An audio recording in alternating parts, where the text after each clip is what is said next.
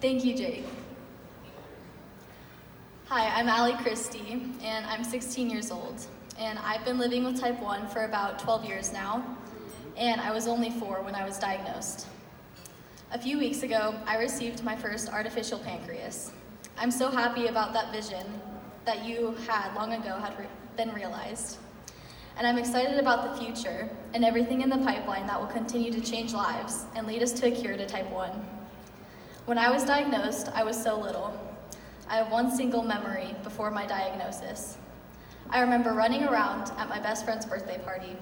We were jumping around, just as ordinary 4-year-olds do, celebrating with cake and more playtime, just as ordinary 4-year-olds do, and having a life where your biggest worry is if you can stay up past your bedtime, just as ordinary 4-year-olds do. A few months later, I was to learn that every day I got to wake up to was a gift. At 4 years old, I had to comprehend that fighting for every day of my life would be a new ordinary. When I was first admitted to the hospital, we learned of my diagnosis. I remember those days like they were yesterday. I remember the squeaking sound of the hospital carts rolling down the halls. And I knew the sound of the food cart, and I knew what that meant.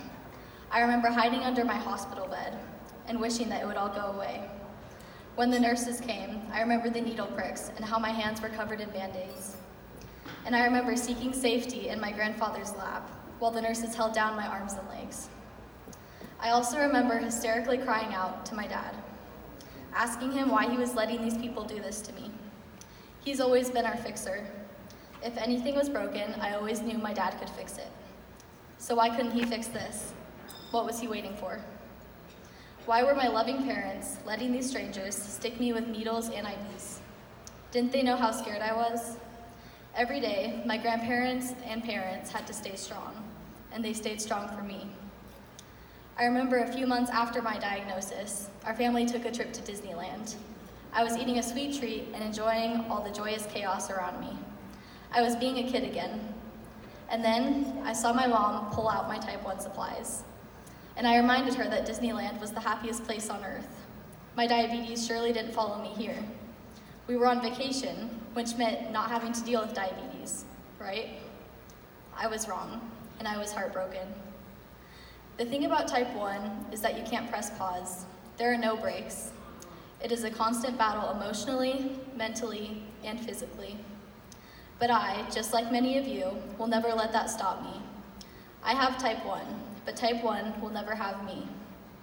Mom and Dad, I want to thank you. Thank you for being strong for me when I couldn't be. And thank you for empowering me to learn how to take care of myself by the young age of 5. And at the same time, always being there if the weight became too unbearable. And to my loving friend, Allison Anthony, who has been here as long as I can remember, and showing me that we can find happiness and hope in each day to come. And to all of you here tonight, thank you. Thank you all for being part of the community. Thank you for supporting JDRF and their quest to turn type 1 into type none. Thank you for investing in our research programs and for supporting the creation of life devices and therapies. Thank you all for being strong too, and for supporting my parents and all of us on stage tonight, and for fighting this fight alongside us. The cure is near, and the time is now. JDRF can't do this without you. Thank you.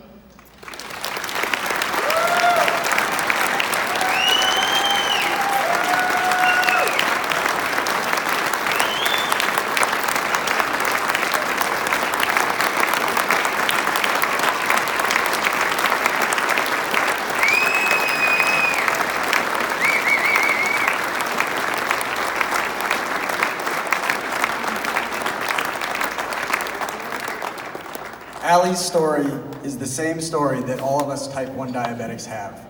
One of hope, one of knowing that